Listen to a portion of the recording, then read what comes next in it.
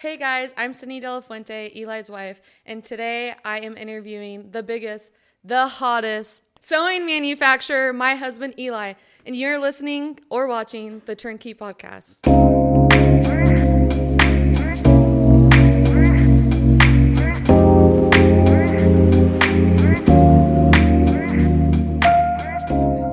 Hey everyone, so on this episode number 4, we are going to be interviewing me, and my beautiful wife here is going to be asking all the hard-hitting questions and telling the full story of where I started and how we got to Turnkey, because it's a really long story and sometimes I don't like talking about it because I feel like I don't want to talk about myself too much. So we figured that this might be a lot easier for us to do, right? If you just so this is what this episode is going to be about. So let's get right into it. All right, let's start from the beginning. All right, so since this episode is about me, then we'll start from the very beginning. From, let's see, where should we start? From I think we should start for how you got started in the fashion industry, what brought you there, and how you got to manufacturing. Well, yeah. So I think we'll take it back to when I first all right. So when everything started was back in 2014. I think 2014 is when everything started. No, 13. So I was working as a BMW tech. I just got into BMW because I thought that I wanted to be this like master technician. And that was the thing that I wanted to be. I wanted to be a technician. I thought cars were my life. Was building a car during that time. I had like my Honda Civic. And then during my prior years, all I cared about was just building my car. And that's all I did. But once I got into BMW, I realized what the top of the food chain was going to look like. So during my many years in BMW, which I'm very grateful for, I realized that being a technician wasn't something that I wanted to do anymore. Like, it just wasn't for me, because when I was at work, I would be thinking about how I could change a garment and how I could make it look better. I would see these designers and I'd be like, oh, I could make this better.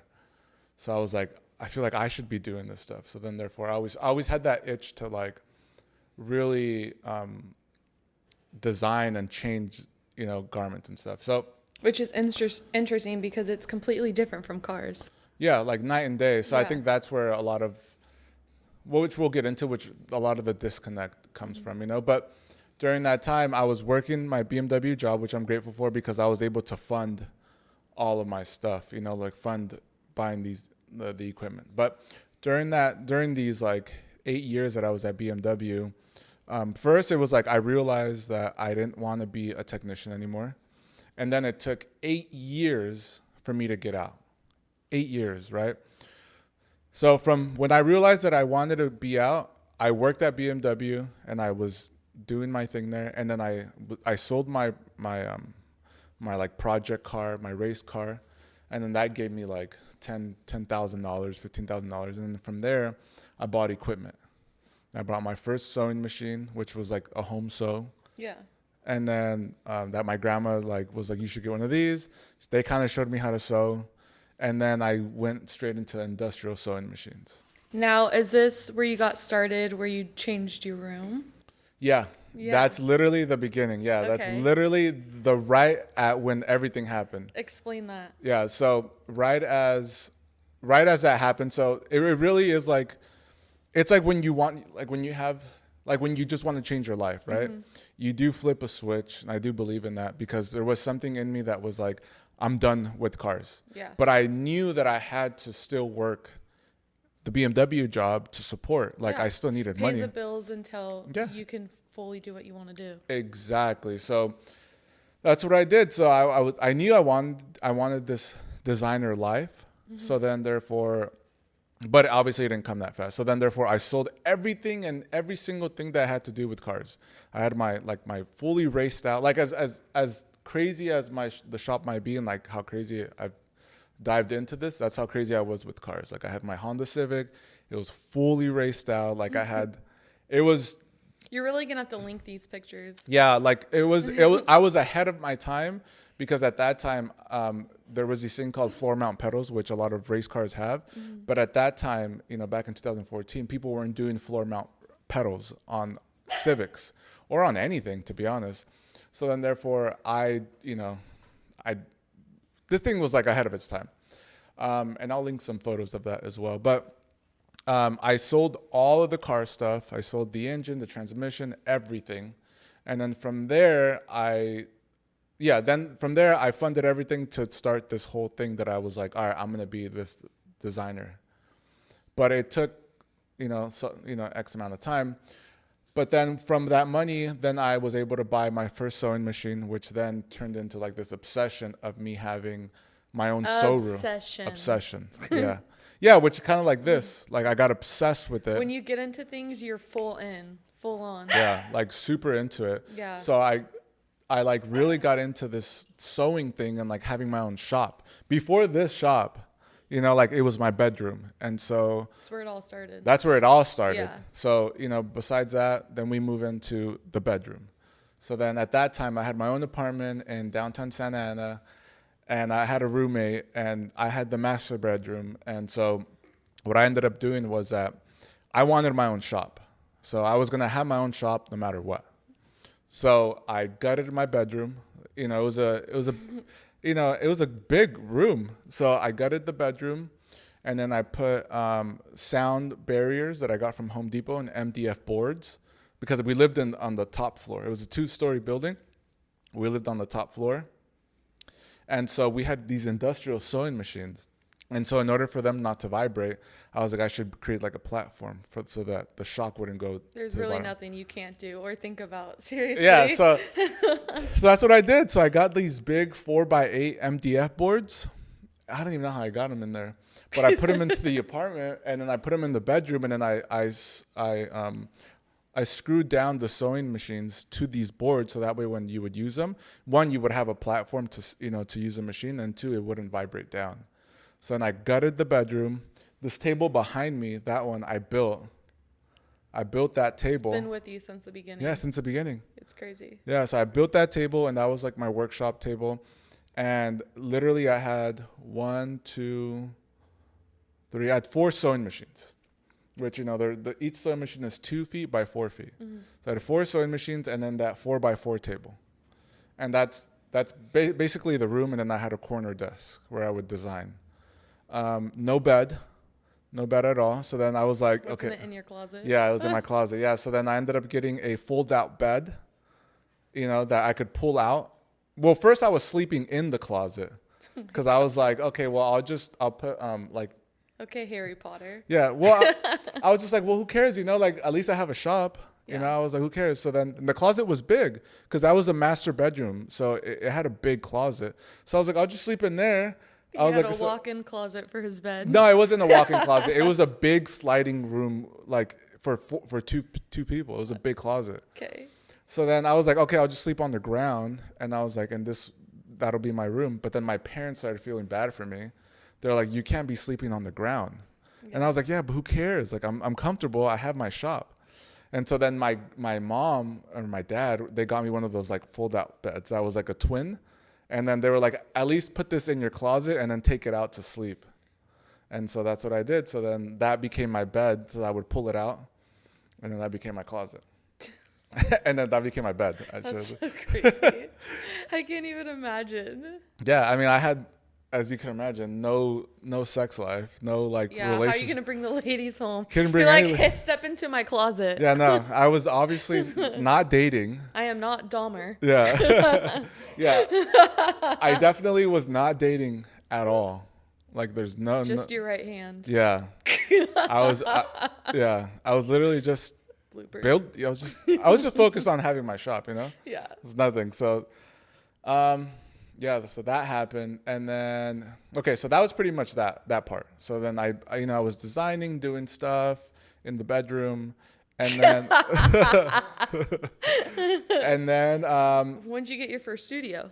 Yeah. Okay. So the first studio came, I think this is the part where it's important because I didn't go to fashion school. People are always asking me, like, did you go to fashion school? How do you know all this stuff? Because I obviously, as a manufacturer, I need to know more than anyone. I mean, in general, I think we ask you that every day. Yeah, actually. There's nothing you literally can't do. You look at it and you're like, all right. Yeah, well, I guess that's true. It is true. But I learned just from doing it, right? So when I didn't go to fashion school, no fashion school background. I went to Cypress College to learn the automotive industry, and from there I learned car stuff. And then and then fast forwarding into where we were at now, I learned everything from buying the equipment and then trying it myself and looking online. So I was like, oh, I need this machine. So then I would buy it. And I was like, oh, I need an overlock. Oh, I need a single needle. I need a cover stitch. And that's how I learned these things. And then I learned how to do pattern work, this is my first pattern book right here. So for the people who can't see, Yeah, show them. like this is the first book that I bought on how to You make have your pattern. little notes in it and everything. Yeah, still? it's still here. Yeah, like shorts, like Everything. everything. And to be honest, it's a great book. Like, I think it's a great book to learn, but the issue was that it was too technical. Like, it was like the shoulder slope needs to be like, a quarter inch and this and that, and it was just way too technical. But what it did do for me is give me the confidence to go out and speak to a professional pattern maker, which that's what I did. So after I learned how to make my own patterns, right, I had the lingo, like I understood these things. And then I was like, all right, now I already know the equipment stuff, right? So I already bought the machines. I was like, so now I'm going to make my own patterns. Once I learned how to make my own patterns, I was like, okay, cool, I get it. Now I obviously can't do this job. I have a question. Yeah. The first person you bought your machines from, is that how you found your person now? Have you been with him? No. Okay. Not even the same. No, because when I bought those machines, it was a guy, I forgot his name, Cecilio. And how'd you find him? Because Because, I mean, you're literally starting from the scratch. oh yeah, Craigslist. Craigslist. Yeah, because at that time, OfferUp wasn't a thing. Yeah. Yeah, That's nuts. Yeah, Craigslist was exactly. Yeah, it was Craigslist. I found him on there. He was selling some sewing machines. We went to go meet up with him, and my mom went with me. And then the guy was like inspired, like by me, and just was like, "Oh, that's really cool that you're trying to do this." So then he got me all my machines in the beginning. Wow. Yeah, got my single needle, my overlock. Every time I wanted a new machine, I would call him. And I'd be like, "Hey, I need this machine." So we would go to him, and he was like my mechanic. Wow. And that was but he was in Orange County. So okay. yeah, That was my next question. yeah, so he was in Orange County. So then like when we moved to LA, like obviously that wouldn't work anymore because Yeah. OC, you got the OC dealers and you got the LA dealers. But at the end of the day, everyone wants to be in LA as far as manufacturing. Like you want Definitely. you want to be here because this is where everyone's at. So so he helped me with all that. But then let's see what else. Oh yeah. So then from me learning how to make patterns, it gave me the confidence to go out and reach out to someone and be like, "Hey, can you make me a t-shirt pattern?" And that's how it all started. So then because I was confident, right? And I Yeah. feel like college, I think when you go to fashion school, like Nick, Nick, Episode 2, if you guys haven't seen Where it. you dropped the bombshell. Yeah. We're getting to that. We're getting to that.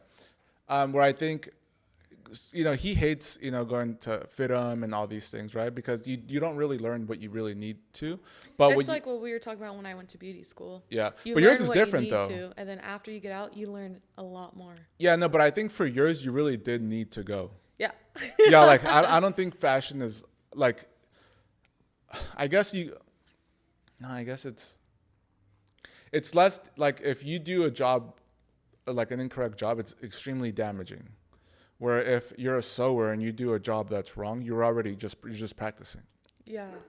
So like, Okay. you know what I mean? So it's like for you really do need to like know your stuff. So I do understand you going to school, but for fashion stuff, you do learn basics and then you learn the concept. But what I did for myself was like, I bought the stuff and then I taught myself. So that way I had the confidence to go speak with like a professional. And that's what I did. So then after I felt comfortable, I found my first pattern maker. And there was a guy, he was in Orange County, and he made my first pattern. I still have it there. We started with some t-shirts and a tank top. I wanted to make the perfect t-shirt. From there, we did make the perfect t-shirt, which I thought it was a really cool shirt because then the inside of the seams were all covered in silk. So basically the tape that you use behind the neck we covered that. Instead of using the self fabric, we used silk. So I would send it out to cut, and I had a special folder made, and then we would cover all our seams with silk. And it was like, I thought it was really cool, and it made the shirts feel really heavy. And I still haven't seen anyone do that, but it made the shirt really expensive because it's silk.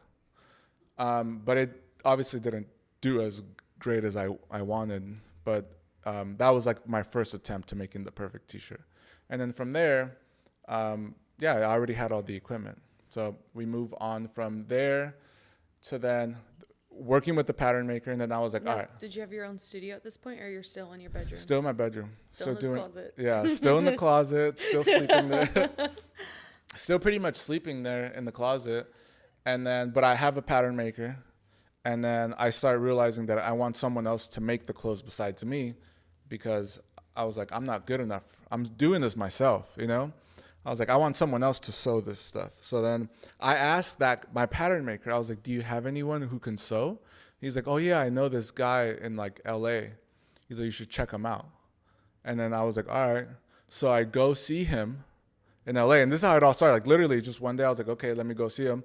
I bring my sample that I made of my perfect t-shirt, because I wanted more of these perfect shirts. And I'm like, hey, can you do this? And then he's like, yeah, we could do it, you know, blah, blah, blah. That went on for about 3 weeks. And at the very end, he was like, I can't do it. And I'm like, 3 weeks? And you couldn't have told me that you couldn't do it? Yeah, I was like, you couldn't do that. He's like, yeah, I just can't. Why couldn't he? He didn't have the machine. His machine couldn't do the silk on the thing. It just, because silk is so thin that on the regular folder, it would just slide through. It would just look sloppy. So he's like, no, I can't do it. So then I was like, all right.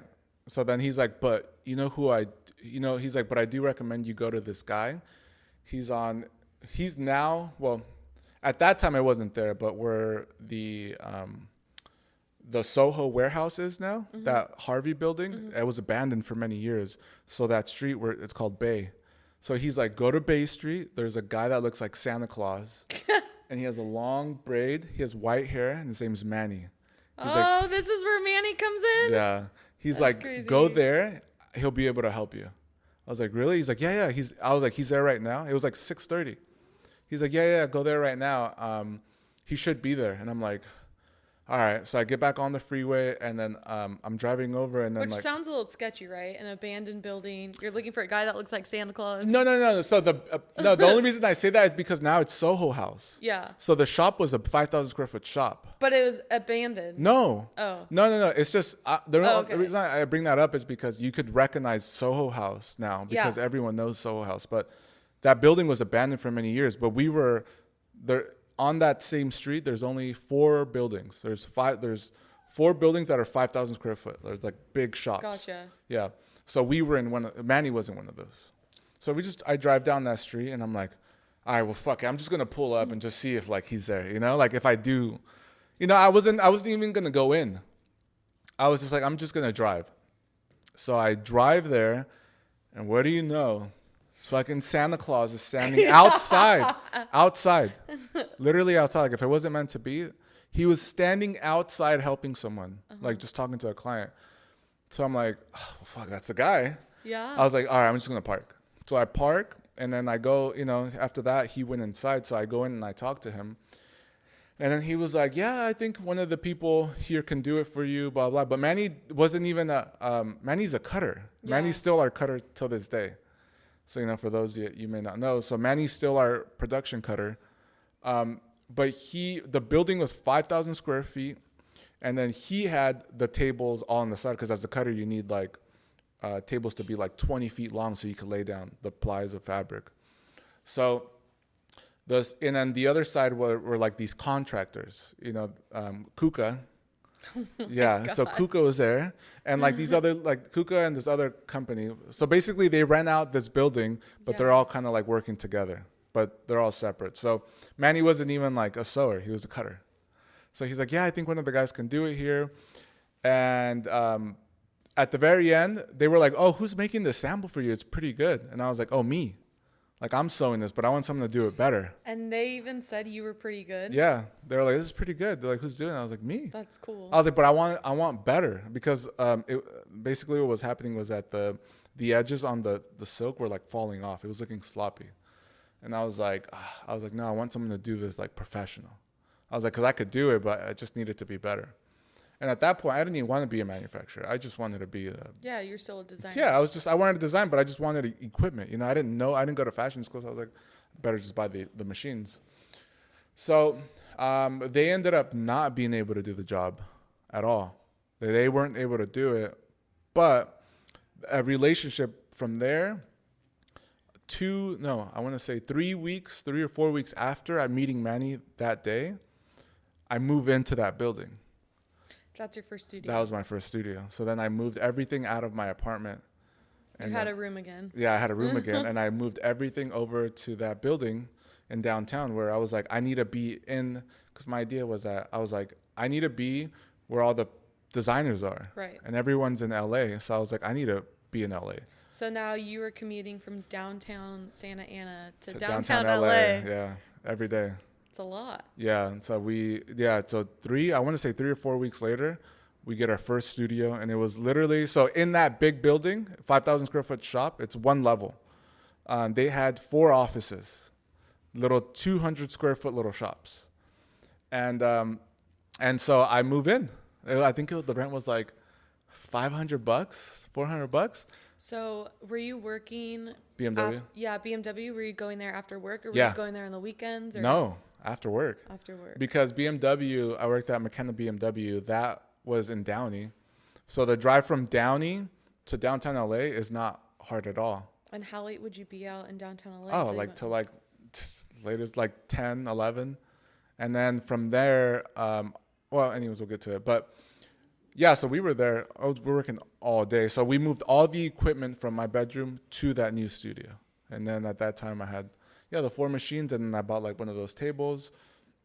And that was it. That was the beginning of everything. That was the beginning of Delafuente. Delafuente, which is the first clothing brand that we had. Yeah. And then, and so that just kind of, that we did that for a couple of years. Then Manny, I think it was Manny or our old pattern maker. I was like, I need a sewer. I need someone to come in and like help me sew. And at this point, you were still making your own T-shirts. Yeah, I let go of the T-shirts. Okay. Like I was still doing them, You're but done like with the shirt, but you were sewing everything. You didn't have Julio yet. Not yet. This is where Julio comes in. Okay. Yeah. So during that time, I have all the stuff in there, and I asked Manny. I was like, "Hey, I need a sewer." No, yeah, it was Manny. I was like, "Hey, I need a sewer." He's like, "Oh, and Manny. Manny knows a guy." He like, knows everyone. Yeah, like I know people. Manny is the one that taught me that. He literally knows. Yeah, Manny knows everyone. So like I think that's where I learned it from. Where I was like, oh, you need that? I got a guy. Yeah. Yeah, and so like Manny had a guy. Yeah. And so he's like, oh yeah, I know a guy. He's like, he's a sewer. He's like, I think he could come help you.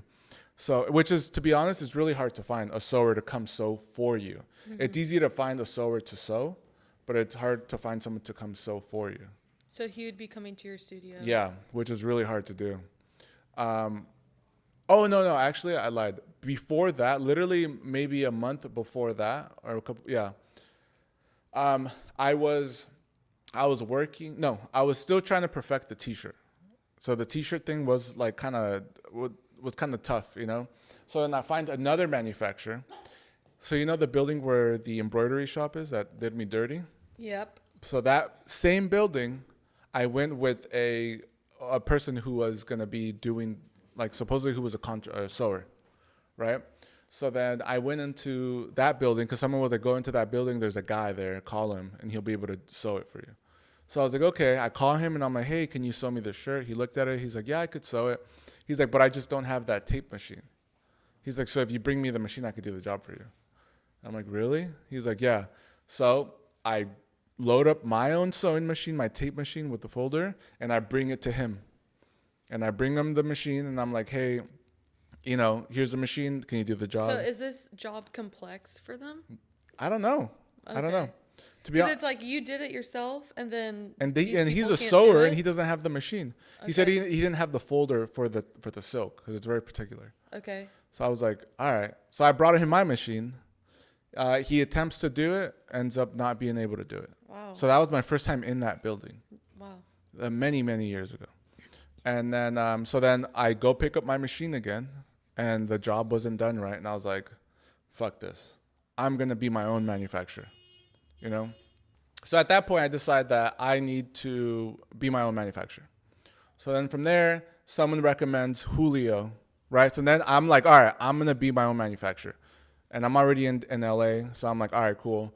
And then someone recommends Julio, Manny recommends Julio, and then Julio comes in, and then from there forward, Julio was the guy, and Julio and I had a dream that he was gonna be he was gonna work for me full time, and I was gonna provide like good pay, and like we had this vision of what we could work, you know.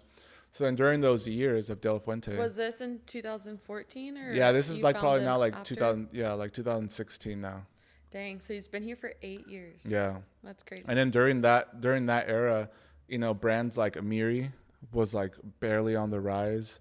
Rude wasn't even like what it is now.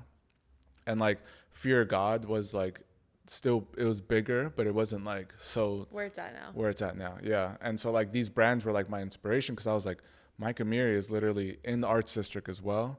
And like I could be like him. You saw a big picture. Yeah, and like Julio believed in us. And then at that time when we had the brand, we were doing cool stuff too, So we developed this, this clothing brand, and then we started sewing shirts, right? And then we're like, all right, well, let's go pitch to these stores that we wanted to be in. So then we start pitching to like Maxfield's, H. Lorenzo, Church Boutique, and what's the Traffic. And is that how designers sell their clothes? They have to go to the store, show them what they have and stuff, or how's that?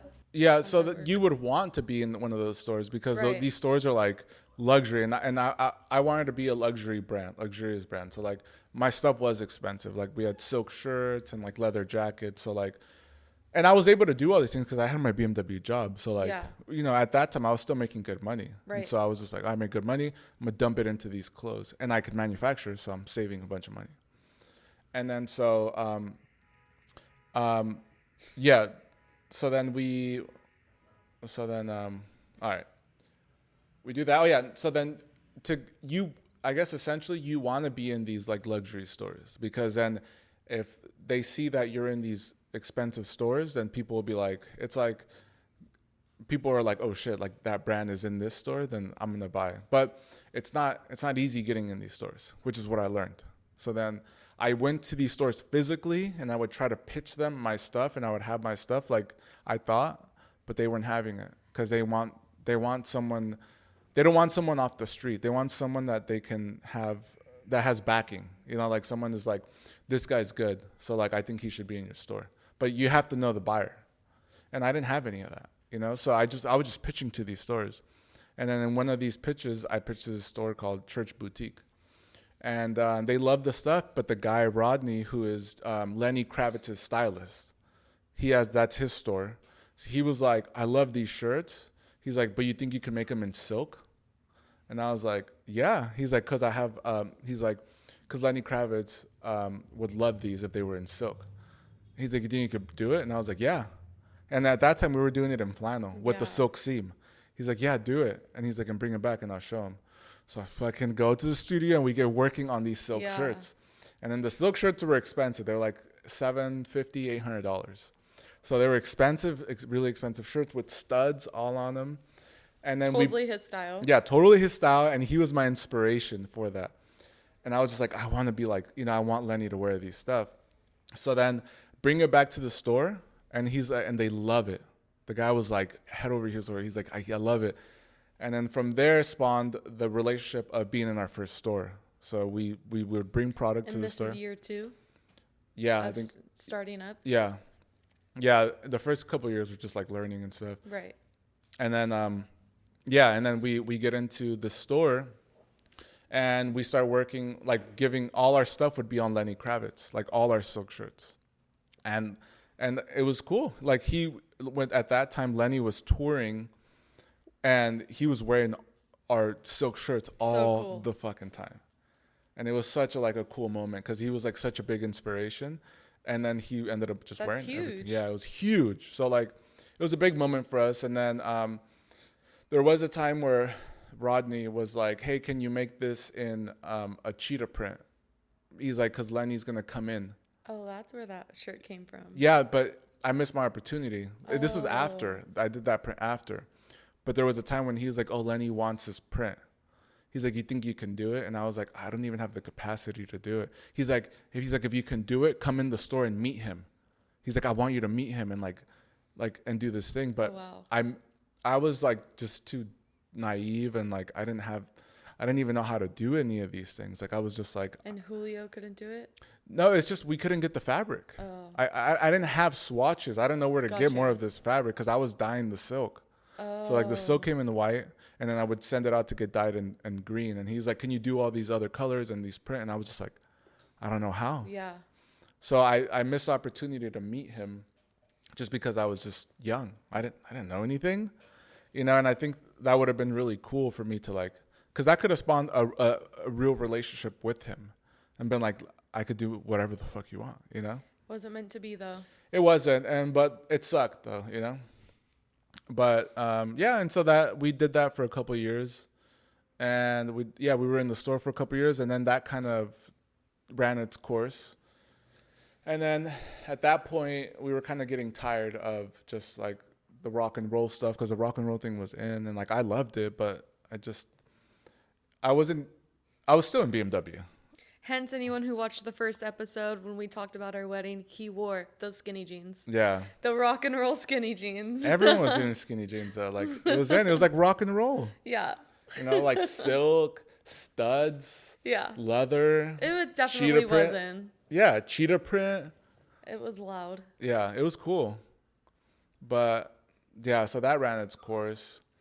And then that brings us to the women's stuff. So how long was Julio working for you? Was he coming after his first job? Yeah. Did he come a couple days a week? No, or? after his first job. Okay. So Julio would work 5 to 9 or 11.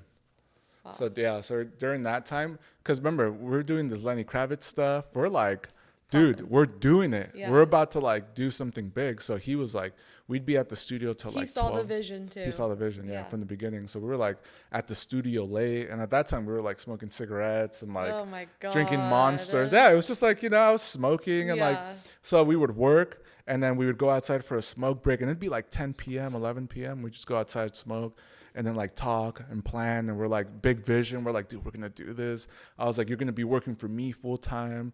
And then we're doing this whole thing, and then from having that little studio, we had our little showroom, which is like a little small, 200 square feet.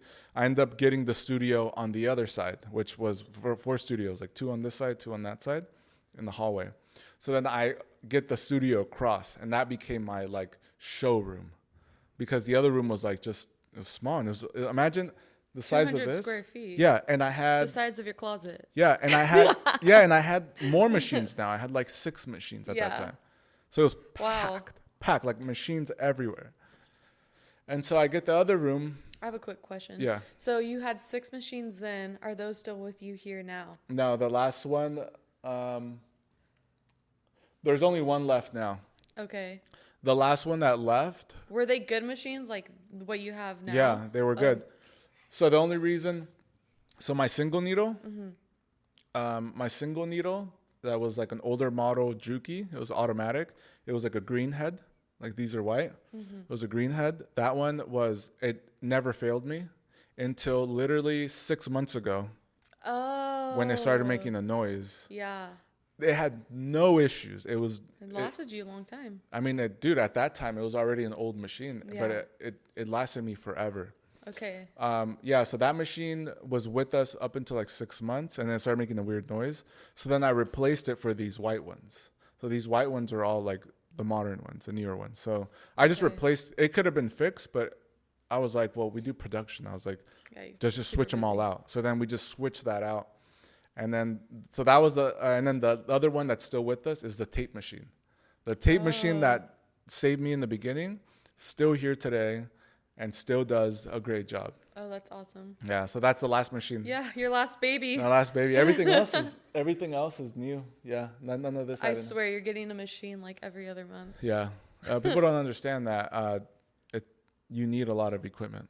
Like, it's a No, lot. and that's what I was saying in the first pod that we did, is people don't understand that you can't just like do an at-home sew on a shirt and that's it and you're good. No. Like there's so much more that goes into it. So many different machines. Like, Yeah, I it's mean, crazy. I think for the people that don't know, to make a T-shirt, you need an overlock, you need a single needle, you need a cover stitch, and yeah, I think that's it. So you need 3 machines to make literally a simple T-shirt. Yeah, Not you even. would never know. No. Well, and then when you just step in here, you're like, whoa, you're overwhelmed. Yeah, and this is just half of the machines. Yeah. Yeah. Okay, so you had 6 machines. Yeah. And you switched studios. I just got the other studio across. Oh, so you had 2 kind of like what we have right yeah, now. Oh, which okay. is That's where crazy. Down the hall. Yeah, which is what I'm telling you is that there's a pattern. But There's a pattern, huh? Yeah, so I didn't pick it up until this year, like currently where we're at now. So I always go from one shop and then I expand to another. Yeah. Then I'll have 2. And then I had my little showroom. It was cool. You know, I'll post a picture of that. It's a really small, like it's one with my sister. She's just like there with Amelia. Mm-hmm. Yeah, so then that was like my little showroom. And then from there, yeah, we're still doing the brand. And then the lease is up on that building. And because they started construction on that Soho house, rent on that block, like skyrocketed. Like it was crazy. It was 5,000. Imagine this. That building was 5,000 square feet and rent was like 4,500, which is we're talking about rent here. Yeah. You know, and we don't have 5,000 square feet. So this is a monster warehouse in a good neighborhood, $4,500. Like, you know, those prices. So then rent went up double. So they want like 10,000 for that almost. Oh my goodness. So then everyone moved out. We're like, that's too much, not even worth it.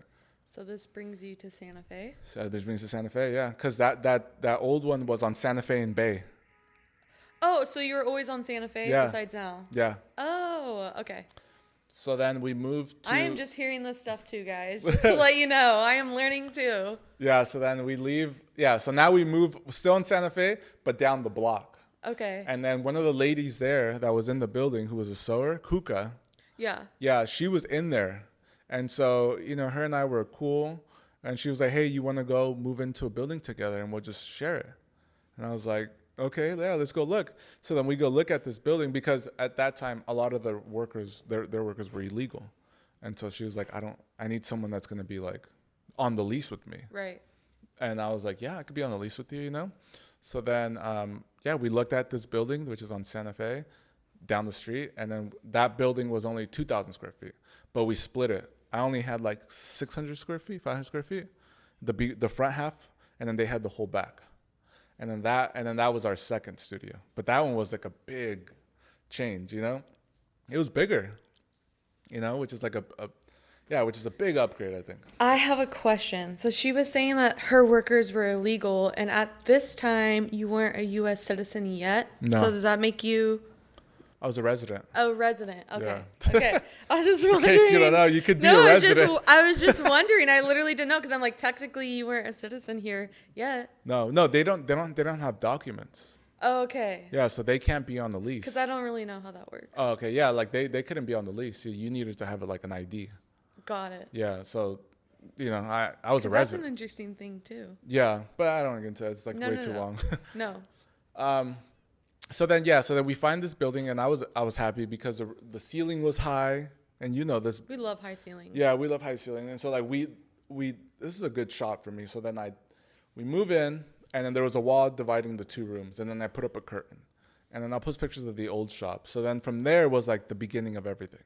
That's when we really like, okay, we're doing it, we're stepping it up, and then we move into the shop, and that's where I got most of these machines. Then it like really started to like, you know, become something more. And I was still, and then Delafuente turned into like the women's brand. And then, yeah, and then that's brought us up to speed there. Okay. So then, man. So at what point was your like breaking point? You're like, okay, I'm done with Delafuente. I want to get into manufacturing. Like, what was the thought? What brought you there? Yeah. So it was right at like before COVID. So then we were doing I switched from designing for men to women because like, I loved, like you were inspiring, right? So then you were like, let's, you had ideas and I could like execute. And just the way that girls shop in general, They're way better than it's men. easy to target women than men. Yeah, for because sure. women, I learned that women buy outfits, men buy Yeah. pieces. And so like I was like, okay, well, at the end of the day, this is still business and I need to make money because my goal, in case like people don't forget, is that I still wanted to quit BMW. Like it's Yeah, still you were still working at BMW. still working at BMW, Yeah. still doing this grind. And at that point, my parents were like, when are you going to blow up? Like, when are you going to when are you going to quit your Because job? here we are, what, like 6 years in? Yeah. Then? Yeah. Okay. Like, imagine this, like from young and now, yeah, you're making upgrades, right? Like I'm upgrading my studio, but you're still not doing this full time. And so I had to like, yeah. And so like that whole thing with the BMW thing was just like hiding that I was a designer and like coming to my studio when I needed to have meetings with clients or something during my lunch break and like back and forth. So why did you not want to tell people that you had another job? You just, Like the BMW stuff. yeah. I just felt like no one would take me serious as a designer if I told people that I was still working at BMW. Yeah. Because then they'd be like, oh, so you're not really a designer. So it's always like that, fake it till you make it. And like I wanted it to, like you really do have to believe that you're a designer, but I wanted other people to take me serious. Like, yeah, I am a designer. That makes sense. So I never wanted to tell anyone. So I did everything that I could to fake it. Not fake it, but like not tell anyone. Which isn't a bad thing, right? Like I don't think it's bad at all. It taught me a lot of things, but I wish that I didn't do that because I think the brand could have actually worked. It could have actually blown up if I was just 100% transparent with the people I was trying to sell to. But there wasn't TikTok or anything yet. No. I feel like TikTok wasn't a thing. It was just Instagram. if you were to introduce yourself as like a BMW tech by day, stylist by night, or designer by night, it would have worked. it would have been really cool. Yeah, but when you're in it, Yeah. you're embarrassed, right? Because you want to be this designer. And so you're not like. And they're two separate fields. Two separate like things. they are nothing alike. So during like a lot of these years of working at BMW, there was a lot of like I felt fake, right? Because I was like, it's that thing. It's imposter syndrome, right? Where it's like I was a BMW and I was good. Like I wasn't just a BMW tech. I was like one of the top techs at BMW. Like I reached the top. I was good. I was killing it. So as good as I was with BMW, being like one of like the top, I also felt fake being a designer because it's like these two things are like complete opposites. One, you're working with your hands, and the other, you're like thinking creative. So then I would have to switch off like my BMW side and be like, oh, I'm a designer now. And like, here, look at my clothes and look at the stuff that I just made. So like that whole imposter syndrome was like a real thing during those many years. And that's why I never wanted to tell anyone that I was a BMW tech during that, because I thought it was going to discredit me and I felt fake. But it could have actually, now looking at it, it could have actually put me on, and people could have actually connected with me because they would have bought my stuff to support. Definitely. And probably help me get out of BMW. Definitely. But during those, you don't know better. Yeah. And it's like, man, I wish I would have done that part different. But then also, I don't regret anything. No, because we are at such a great spot. You are at such a great spot. I mean, we have this because of what happened. Everything you've been through. Yeah. Okay, so now you're getting down on yourself. Your family's asking when you're going to make it big. Yeah. And is that when you decide to stop with Delafuente, or No? when did you get the spark about Turnkey? It was still doing the brand, and now we switched to women's clothes, and then during that time was like the beginning of, no, we were dating, still dating. And then, this was during COVID. Then we move into COVID. It was like the women's stuff. Then we move into COVID, and I was like, all right, well, we're making like, unfortunately, like everyone was making money from, COVID. So I was still working BMW job and then still making, just COVID money, like. Yeah. And so instead of saving all that COVID money, you and I both decide to invest in the PR company. So we work with CLD PR, which is To be honest, it was a good PR company. It's just it requires so much money. At the end of the day, regardless of what happened at the end, they did get us placement. They really did. But so the PR was $2,000 a month, and you and I both, you believed in me, right? Yeah, I did. And that's where I was like, you take care of the rent, and then I'll take care of this, or the other way around. Yeah, and so that's what we did. So then we invested all our, money. COVID money into that in hopes that it would help bring the brand up. Yeah. While everyone was like spending this money on whatever, we were investing it in the business. In the business. And we realized that being with the PR company was extremely expensive because they required you to gift an insane amount of stuff. A lot. And also pay $2,000 a month. And so it was just, we didn't have that money, to be honest. Like, it's just so much money. And then things weren't really, just because an influencer is wearing it, people doesn't mean anything. Yeah. Like, doesn't mean people are going to buy it. No. They see them in it. Yeah. And even like, we're speaking with Erica about Summer Rae. Yeah. Like when she wore that top, it's cool when they wear that stuff, but it Yeah. doesn't translate to sales. And that's where I really learned that just because you're an influencer it doesn't mean that you transfer or you turn that into a sale. Some people can move. Yeah. But some people can move people into sales and some people can't. So that was a crash course. Now, was your stuff still expensive during that time? Or no, at that point we made it very reasonable. Yeah, it was like $200 jeans. We're still making it here. Do you think that could be a reason why maybe someone clicked it and then they saw the jeans were? I mean, still $200 is a lot to spend on a pair of jeans. Yeah, in my opinion. For a new brand, yeah. But we had all the backing. Like we had Lenny Kravitz was still like at that time. Yeah. Still like there was still stuff that he was wearing. Like we had all the that girl Peta. Oh yeah. Or Petra, what was it? Yeah, I think it's Peta. Peta, yeah, like where you buy her makeup. Yeah, Dancing with the Stars. She wore our stuff. What's that? You had girls from The Bachelorette wearing your stuff. Yeah, the Barbie girl. Barbie Blank on Barbie WWE. Blank, yeah. Kelly. Yeah, her. And then like we said, Summer Rae. And then Loved there was her. like this other influencer named, I forgot her name. But people were wearing your stuff. Just nobody was buying anything. Yeah. Everyone. Like we had backing from everyone. Like it was cool. It was like the brand for all the it girls, but it just wasn't translating. And then so it was like holding out and like keep pumping money until it transferred into money. And so it developed into sales, but we couldn't hold it anymore. We ended up cutting it with the PR 2 months early. No. Right? No. 3? We tried. No. Oh. No, we ended the whole contract. Yeah. Yeah, no. We ended it. We didn't end it. We finished the contract. We tried to end 2 months early. Oh yeah, they wouldn't let us. They wouldn't let us, which I get it, but we had to ride it all the way through, and then that just... Yeah, but during that time, I think people still should know, like, that was struggling, having to have to pay for that. You're still paying for Julio. You're still paying for your studio and all the stuff, like the fabric and stuff, and nothing was being bought. No. So it was just, like, a tough time in general. Yeah. Like, we just spent all our money on this PR company, and, like, we're still at zero. And, like, then I think the hard part is, like, you believed in me. Definitely. And, like, you invested all your money. Yeah. But... And then we got nothing, right? Like at the end, nothing. We would have had regret if we would have never tried it. Yeah, so. And that's really what it was. Like without that, we wouldn't have gotten here.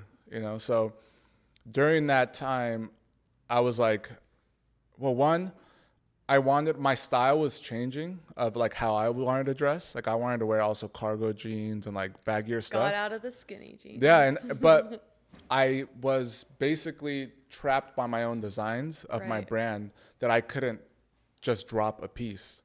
And so like my men's stuff was like, I wasn't even developing men's, I was just doing women's, and the women's was cool. I had no issue with the women's stuff, but I wanted to develop stuff for me because I still did stuff and I was like, I want to sell this stuff.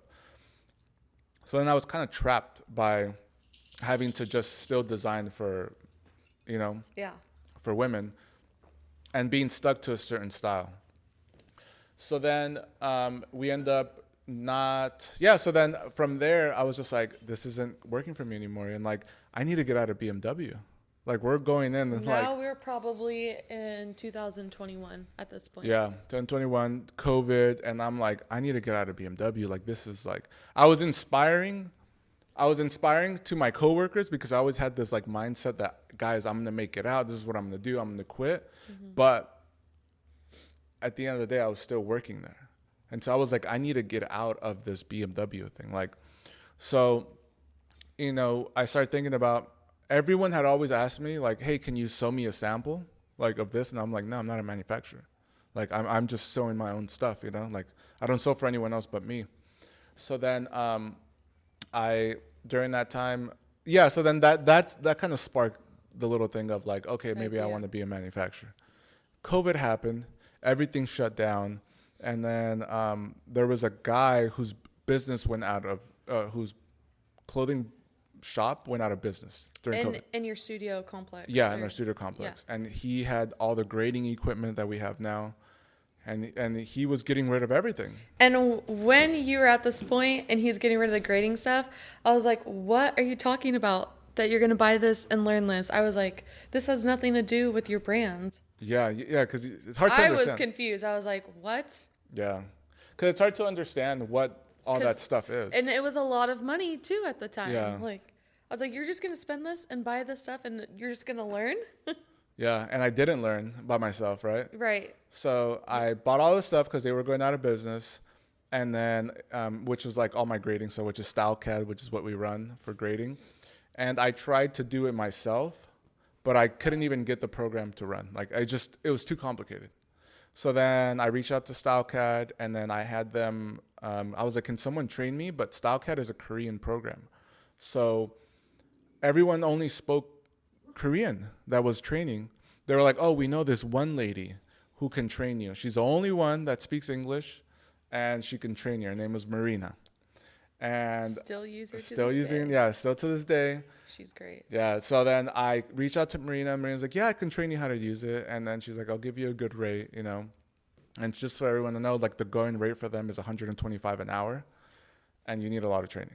Yeah, so he just bought all this equipment, and now he's going to take classes where it's $125 an hour, and you were taking classes for what, like 4 hours? Yeah, and for many, long time. Mind you, like he has no money from Delafuente, so this is just BMW money. BMW money. Yeah, and COVID. Yeah. Yeah. COVID. Yeah, that COVID money, So I was like, fuck it, So then she starts training me. I go to her house, and then she connects me with the guy who could help me. There was actually something. What ended up happening was that the board didn't work because the lights were too close, and the board is sensitive to light, so it wouldn't pick up. It would pick up the light, so it wouldn't pick up the cursor. So then he was like, "Oh, you just need to move the board somewhere else." And I was like, "Okay." Did that, and everything worked fine. And then she trained me, and then that's where I learned how to grade. So now we're probably in 2022. Yeah, 22. Right? Yeah. And I'm still grading. I'm still doing stuff for my brand, Delafuente. But during that time, I was like, you know what? I need to leave BMW. And I was like, You're like the end of the year. You're like, this is it. I'm done. I was like, I need to leave BMW. And then 2, I lost like my passion to design. Like I didn't want to design my brand anymore. Like imagine this, so many failed attempts. Yeah. For like 6 years. Like at what point are you just give it up? But I had so much equipment. Like, I had all this crap, and I was still buying stuff. Because I do love the stuff. Still buying stuff. Yeah. So then I was like, all right, well, I don't know what to do. I was like, you know what? I'm going to give this manufacturing thing a try because I don't want to design for myself anymore. Like, I'm not oh, no. I ended up doing something for a client, like randomly. And I was like, this is actually fun. Like, this is like exciting for me. Like, I'm just developing their ideas and just like I'm still fulfilled. Yeah. I was like, so I don't really need to design my own brand. Like I could just design for others. And I already have the equipment. Brought the excitement back for you. Yeah, and it was really exciting. So I just leveraged everything that I had. And then I was like, all right, well, I learned so much from the brand, right? I learned all my mistakes with marketing. I learned what to do, how to reach out to people, what not to do. I already have all the equipment. So I was like, I'm going to start a business that I'm going to be a manufacturer, but I'm going to treat it like a clothing brand, which is where the branding came in. And then came the name Turnkey, right? Because we struggled with the name for a while, but the name Turnkey is from a home. When you buy a turnkey home, it's ready to go. And I did not know that. Yeah, a lot of people, some people don't know that. They're like, what's a turnkey? And I'm like, like a turnkey home? Yeah. Now when people ask me, I'm like, oh, you don't know. You know, a turnkey home? You like, don't know? on, dude. Yeah.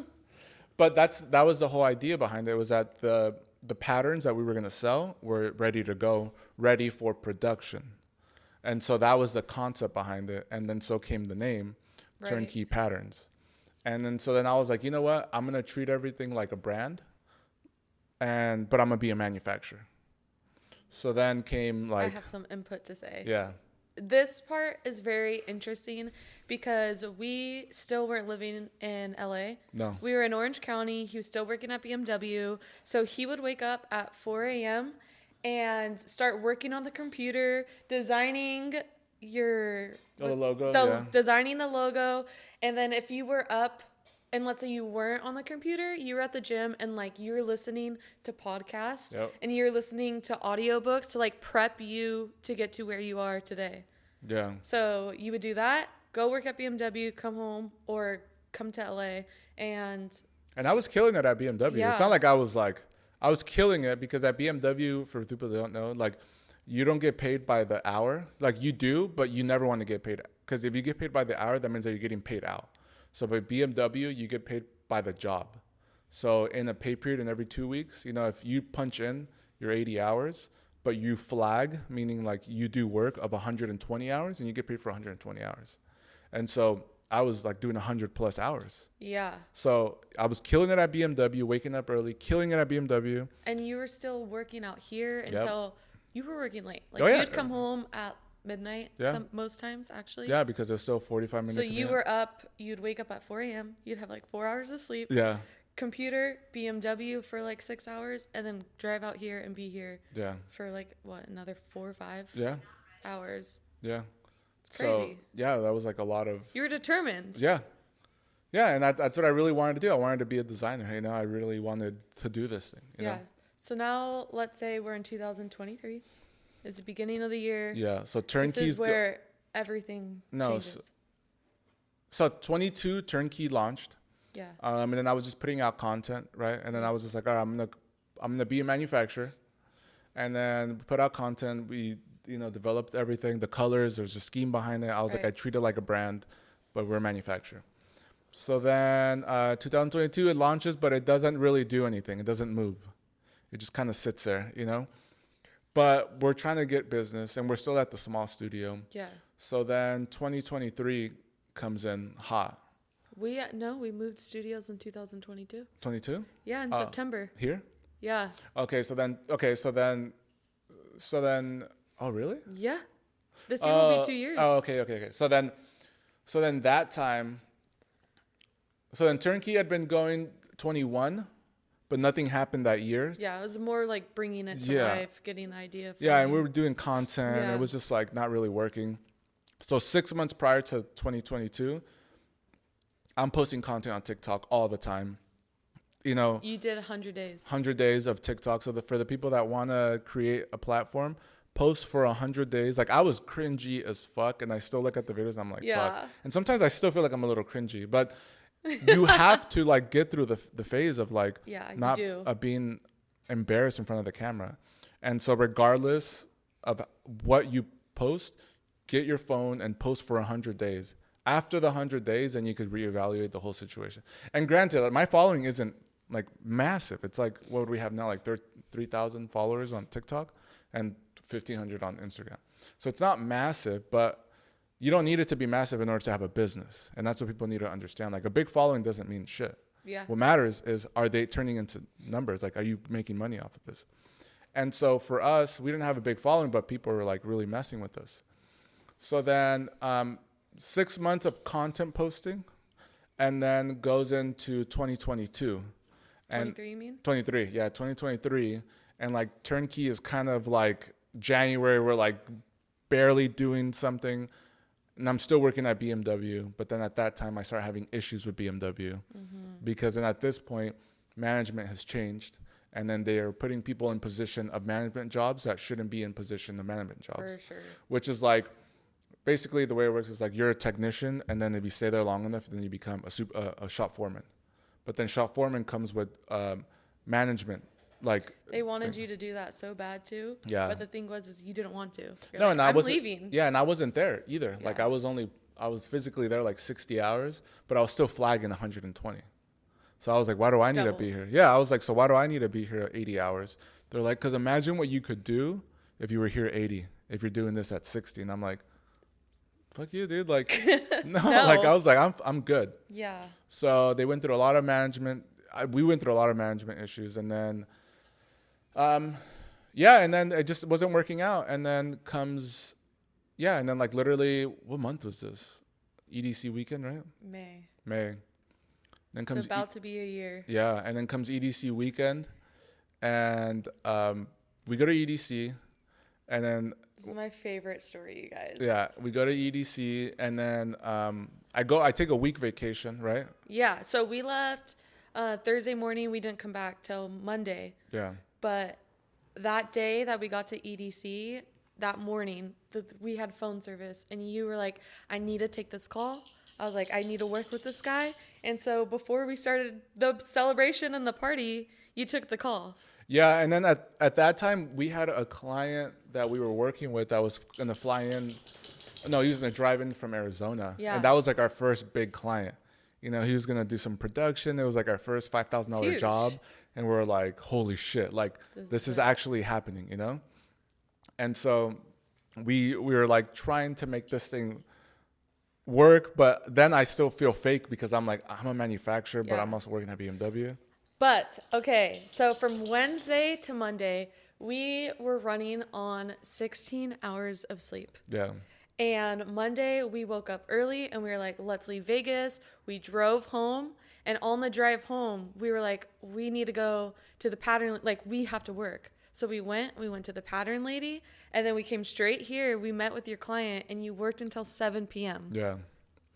And yeah, so we were busy. It was a crazy weekend, literally running on zero sleep. And you're like, I have to work. And I was like, let's do it. Yeah. I'm like, yeah, I agree. Straight from EDC. Yeah, Just- straight from EDC. yeah, just straight. Yeah. So that was like a lot. Yeah. You took that phone call with him, and then we met with him Monday, and you were like, oh, we just went camping. Yeah. Yeah, we just had a Just retreat. camping. And at this time, again, still working at BMW. Yeah, still at BMW. Still BMW, but Matt, like juggling these two, like, Yeah. And We're my probably like May 23rd at this yeah, point. and at that time, it's just like, I thought that when I exit BMW, it was gonna be like a cool story where I'm like, guys, I have so much work, I gotta step away, you know. And that's what I was at that time. I was feeling like that, and I was like, okay, I have all this work. I was like, how am I gonna make this happen, you know? And then You asked for a sign. yeah, and then no, that was before. No, so then that happens, you know, and we're like, fuck, there's so much going on with this client. I go back to work, and as soon as I get into work, I get pulled into the office, and then they suspend me for some like just some bullshit that was going on at work with like shit. And so I get suspended. So this is Tuesday. Yeah, this is Tuesday, check in, and they're like, yeah, you're suspended. And they're like, we're gonna let you know. And I was like, should I leave? I was like, should I just look for another job then? I was like, this is stupid. They're like, we can't really say that, but just, they're like, I think truthfully they were probably going to work it out maybe at that time. I mean, you're literally their number one Yeah. employee, even if you were there half the time. Yeah, so I was loved by the BMW, you know, but yeah, but at that time there just had been so much built up drama that I didn't even care anymore. Yeah. So then I was just like, all right, well, this is fucking bullshit. I was like, all right, so check in, get suspended, and then I get my little letter and stuff, and then I'm like, all right, this is stupid. So then I go back to this shop. We move in here. And then again, we had just gotten this shop because, yeah, then we leave the old, I mean, I guess the story is going everywhere, but we leave the other studio, then we get this shop, and then we didn't even have work. We didn't have clients like that. And so I was just I like, know, I was so nervous when we got this spot because I'm like, what are we going to do? yeah, how are we going to pay this rent? Yeah, it was like double. Yeah. No, it was it's like triple. Yeah. Yeah. So I was like, I don't know how we're going to do that. I was like, if we get this studio, then it was meant to be. And Turnkey is going to be a thing because I wasn't putting out that I was going to be a manufacturer. Yeah, not I was yet. putting out that, I wasn't putting out that I was going to be a designer. I was putting out that I was going to be a manufacturer. Yeah. when we got this shop. And I was like, I'm going to be a manufacturer. So if we get this shop, it's meant to be. We got this shop like this. And I was like, September 2022. yeah. And I was like, okay, then we're meant to have this shop. It was so meant to be. Yeah. So we're like, okay. So we started working this thing. And we're like, fuck, everything's going great. And then we have the shop, and then fast forward to 23. 23. And then come EDC weekend, going to work, and then get suspended. And then I'm like, all right, well, I have so much work at the shop right now that I don't even care. And at this point, Julio isn't even here full time. Yeah. And then at this point, Julio's on the verge of leaving me because he had already been with me so long that he was like, I need like full time because he's like, I'm too tired now to go work at my regular job and then come work for you at night. I was like, I'm too tired. I was like, I can't do this anymore. And I'm like, holy crap, like this is a lot going on. I was like, I don't know what to do. So did Julio come here before how did it go? I'm trying to think how it went. Well, what happened was you told him you're like, okay, I need you full time, and he didn't actually at the time. No, but was that part before?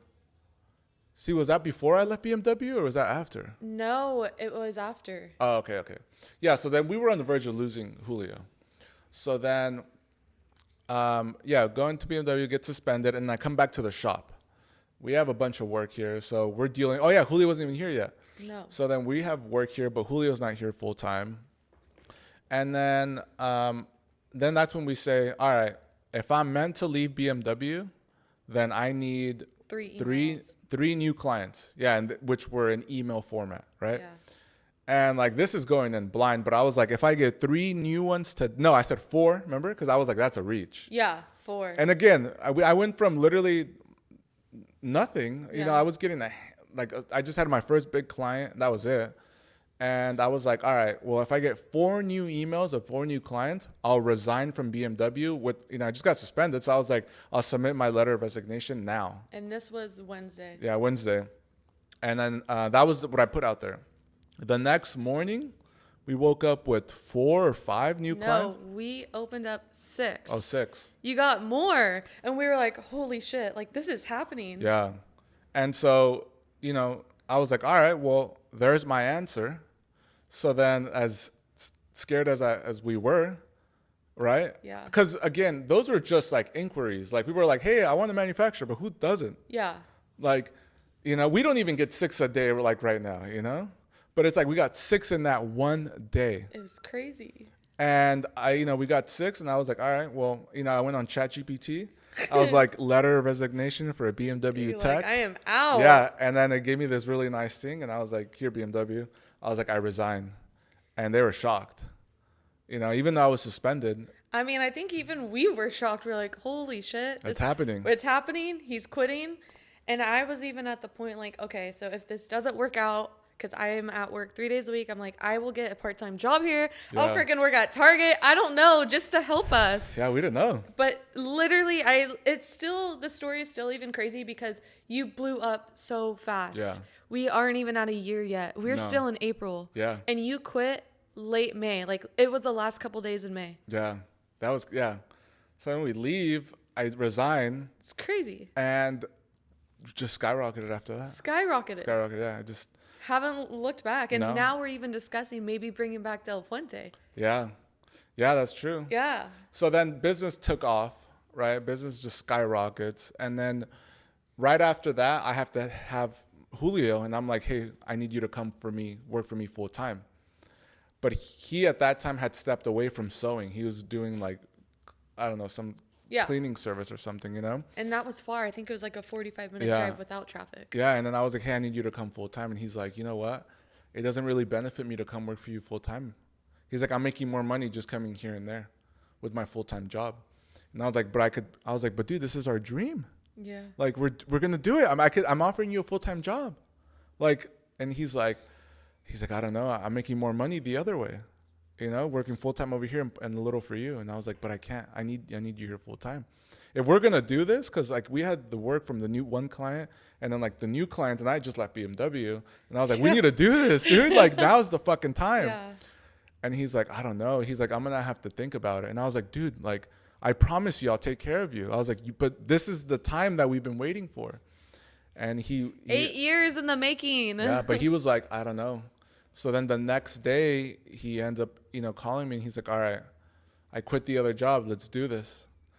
And that was it. Like, he left his job, but he almost didn't want to do it. We have gone from Julio, the one employee, and now we are at 9. Yeah. 9 employees. It's been less than a year. Yeah. So then after that, we get Julio. Crazy. Yeah. So then Julio comes in, and then slowly, like, the business just takes off. And for those, like, We I literally know a got, lot. like, I know a person lot month. but I know a lot about the business, but manufacturing and all these things comes with its own things, and like managing people. And so sometimes if work does take a little bit longer, it's because we're like figuring out how to As you scale. go, Yeah, yeah. because like we went from one guy, Julio, who then brought in a girl, who then brought in another person, who then brought in another, because we're bringing in people. So imagine it's been over 12 months now, and like during the beginning stages, it was like a person a month that we were hiring. Yeah. And not everyone stayed because they weren't good, Yeah.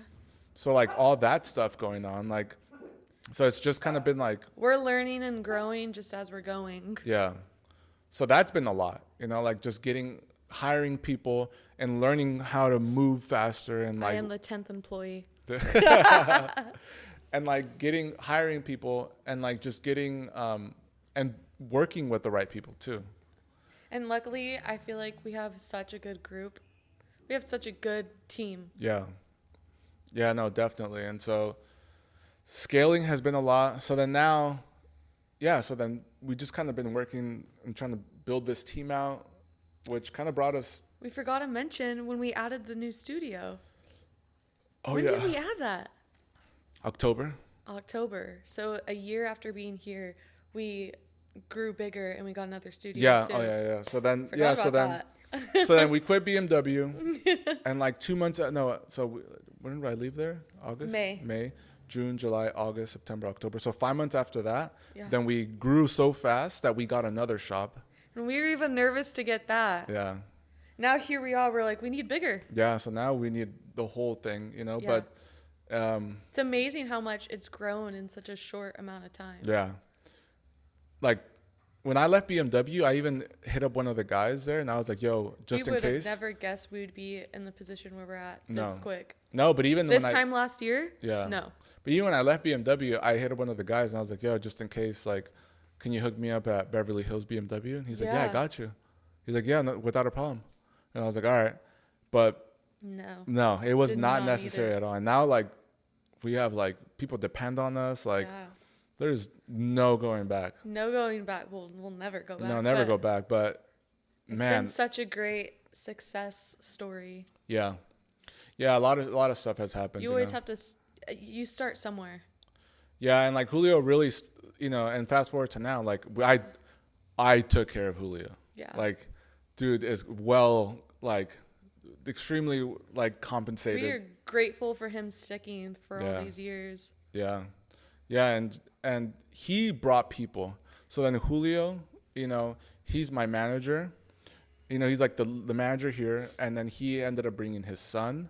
He brought, and then they're all like family members, but it's like cousins, sisters. Everyone. And like his son, Eduardo, who's like, man, he worked for this brand called ERD.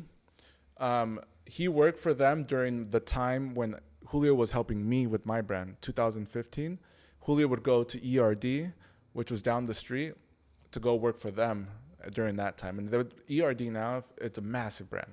People love them, And so Eduardo has experience from working them with this guy, the designer is called named Henry. And he worked with him, and then he also worked production at Fear of God. And so he has experience with everything. So now with with what we do here, we were extremely skilled because we have experience from like where do you find experience like that, So like now we could work on leather jackets, we could work on denim. That's how we could do so much, It's because we have a crazy good team. Definitely. Super privileged to have that, So but they have to be taken care of, So that's how we're able to do all these things. And so it's just that's kind of what brought us here. And I don't regret anything. I think now that we're talking about Turnkey and stuff, I think I was meant to be a part of me. Like I want my brand again, but I think a part of me was like, I needed to be I needed to be a brand first and then a manufacturer. So that way, like the reason Turnkey works so well is because my perspective is always through a designer point of view versus a manufacturing point of view, right? Where a lot of manufacturers now are thinking like transactional, like bring in the work, get it out. But when it comes to development and developing a piece, you can't think like that because you got to think like a designer and like what are the things that are going to go into this, and like designers are like designer brain, right? Like I have that sometimes where I'm like everywhere. You have it all the time. Yeah, but then on the business side, you got to put your business hat on and be like, all right, how do I like not think like that and stick to something? So with me in this position, I help these designers like hone in their thoughts and like be like, okay, like this is not going to work, or yeah, this is going to work, but it's going to be too expensive. Here's another option. So, and I think that's why Turnkey has like really worked and taken off so well, because of our perspective is from a creative side. Yeah, it's different. Like we have no MOQ, like, which is a special thing, because I understand that if you're a designer, why do you need 50 pieces right away?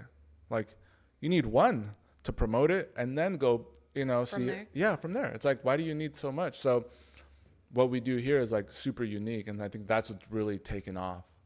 But if I wasn't a designer first, if I wasn't all these things prior, Turnkey wouldn't have worked. And now here we are. And now we have the Turnkey podcast. Yeah, now we have the Turnkey podcast. Yeah. It's crazy. Yeah, and that's pretty much, that brings us to I love your story, and I love times. every time that you talk about it. Yeah. I think it's truly inspiring, and it's exciting that we get to tell everyone about it now. Yeah, because we were hiding it for a little bit, and too. It was so stressful for me to hide it, because I finally made friends out in LA when we moved here, and they'd be like, oh, is Eli working? I'm like, yes, he's working. He works all the time. But it's because he was like coming here in the morning and then working there in the afternoon and then be here all night. Like I literally didn't get to see you. And then when people would ask, I'm just like, yep, he's just really, really busy. Yeah. I didn't know what to say. Yeah, no. I mean, it feels so good, because it's like, I just think it's inspiring that you're able to focus and do what you want into the morning, go make that money that helped provide for all this stuff, and then you came here afterwards. Yeah. Well, that's dedication. Yeah. Well, that's how you got to do it. Like for the people that really want to do it, that's what it takes. It's not easy. Yeah. Like now it's like, oh yeah, we blew up. Yeah. But it's so exciting now that I get to tell people, like, it's so cool because it's been less than a year and you're so busy.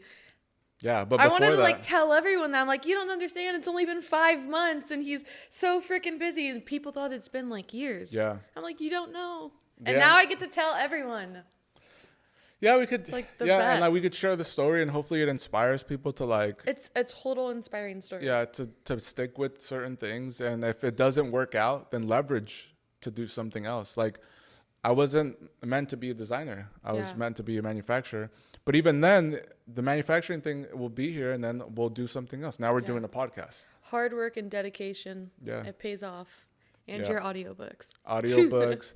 And just having a clear vision of what exactly it is that you want to do. Because Turnkey was a clear vision. We knew what we were going to do. And then when we actually started doing it, we figured out, oh, okay, no, actually, this is more of like what we want to do. But there was a vision was there. Definitely. And like just sticking with it and like, it'll work. Well, I'm really proud of you. Thank you. I'm proud of your story and how successful you are. Thank you. It's been great having you on my podcast. But yeah, that pretty much is the whole story. I think we've been ranting on for a while. How long have we been talking for now? An hour and 21 minutes. If you didn't know, Eli's a talker. Yeah. Yeah, and so I think that's it. I think as far as the story goes, that's it. There's more stuff to talk about, but we'll save that for another episode. Yeah, that'll be a different episode. All right, you guys. And yeah, hope you guys enjoyed my story and you guys draw inspiration from it, because it's inspiring for me still to be living in this. And like, I draw inspiration, which sounds like really weird, but I draw inspiration from myself, like for when I'm feeling down. Like, I'm like, oh, I should remember that I didn't have this before. Yeah. And I inspire myself which is You inspire me. yeah. Well, thank you. You do. Yeah, because it's a lot. Yeah. And Erica too.